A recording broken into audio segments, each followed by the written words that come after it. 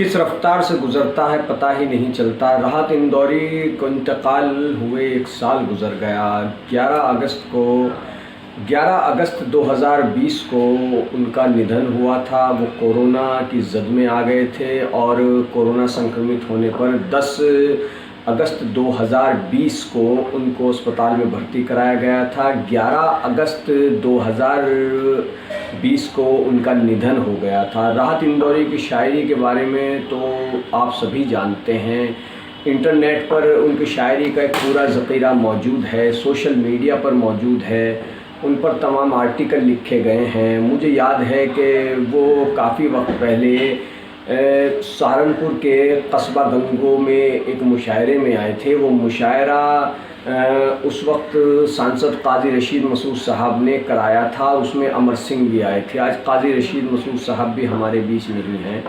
तो वो मुशायरा काजी रशीद मसूद ने कराया था, जिसमें चीफ गेस्ट के तौर पर उस समय समाजवादी पार्टी के कद्दावर लीडर अमर सिंह आए थे। और देखिए वक्त की बात कि अमर सिंह का भी निधन हो चुका है, राहत इंदौरी भी नहीं रहे। और जिन्होंने मुशायरा कराया था काजी रशीद मसूद साहब, मशहूर कद्दावर लीडर थे, सहारनपुर के कई बार सांसद रहे, वो भी अब हमारे बीच नहीं हैं।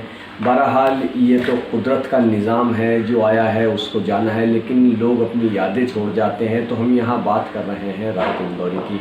राहत इंदौरी उस मुशायरे में आए थे, निज़ामत उसकी माजिद देवबंदी कर रहे थे। उसमें काफ़ी अच्छे अच्छे शायर मौजूद थे, लेकिन जो बात राहत इंदौरी की थी वो गज़ब की थी। राहत इंदौरी ने कुछ लतीफ़े भी सुनाए वहाँ, उसके बाद शायरी की शुरुआत की। और जो उनका शायरी मैं समझता हूँ कि जो शायरी राहत इंदौरी करते थे, हालांकि उनकी शायरी बहुत अच्छी थी और कुछ तो बहुत ही ज़्यादा अच्छी थी, जो कई सालों के बाद जाकर के इतनी पॉपुलर हुई, जैसे कि लगेगी आग तो आएंगे जद में, यहाँ पर हमारा मकान थोड़ी है, इस तरीके की। और ये कई धरना प्रदर्शनों में इस तरीके के शेरों का इस्तेमाल किया गया उनकी शायरी का। लेकिन राहत इंदौरी की बहुत सी शायरी, ज़्यादातर शायरी ऐसी है कि अगर उसे कोई दूसरा शायर शायद पढ़ता तो वो बात नहीं आती। लेकिन राहत इंदौरी जिस अंदाज में शायरी पढ़ते थे, ऊपर आसमान की तरफ देखना और माइक से पीछे हट जाना, फिर आगे बढ़ जाना, और किस तरीके से एक ही मिसरे को बार बार दोहरा कर पढ़ना, पूरे गर्मजोशी के साथ पढ़ना, ये बड़ा ही काबिल तारीफ़ तरीक़ा था जो राहत को राहत इंदौरी बनाता था।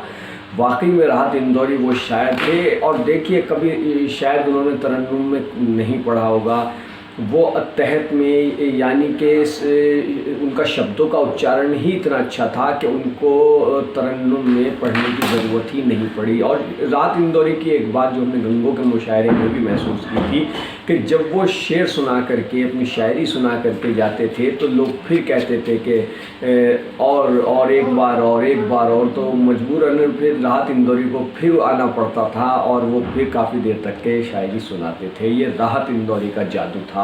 और राहत इंदौरी का जादू उनके ज़िंदगी में ही नहीं बल्कि आज भी चल रहा है। आज भी सोशल मीडिया पर या कुछ अखबारों में ख़बरें बनती हैं तो उसमें से उनका शेर कोई ले लिया जाता है, सुर्खी बनती है, या उनके शेर को उदाहरण के तौर पर पेश किया जाता है। तो राहत इंदौरी आज भी दिलों के अंदर ज़िंदा है। राहत इंदौरी जैसा शायर होना बड़ा मुश्किल है।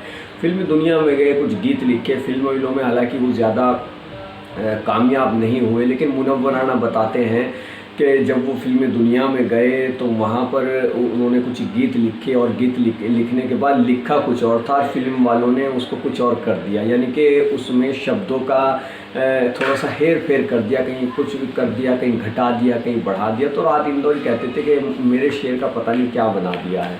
तो राहत इंदौरी को हमसे जुदा हुए 1 साल हो गया, लेकिन हमेशा वो अपनी शायरी के माध्यम से हमारे दिलों में ज़िंदा रहेंगे। और उनके जैसे जो शायरी है वो वाकई मिलना मुश्किल है। वो वर्तमान हालात पर शेर कहा करते थे, यानी कि जो हालात चलते रहते थे उस पर वो शेर कहा करते थे। कमाल की शायरी थी राहत इंदौरी साहब की।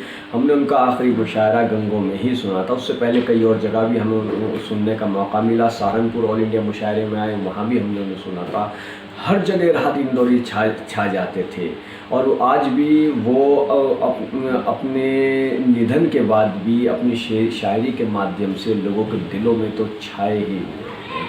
उनको खिराज अक़ीदत और राहत इंदौरी जैसे जो शायरी थी और भी शायर ऐसे उभर कर के सामने आए, ऐसी हम उम्मीद करते हैं। तो कीजिए हमारे चैनल को सब्सक्राइब।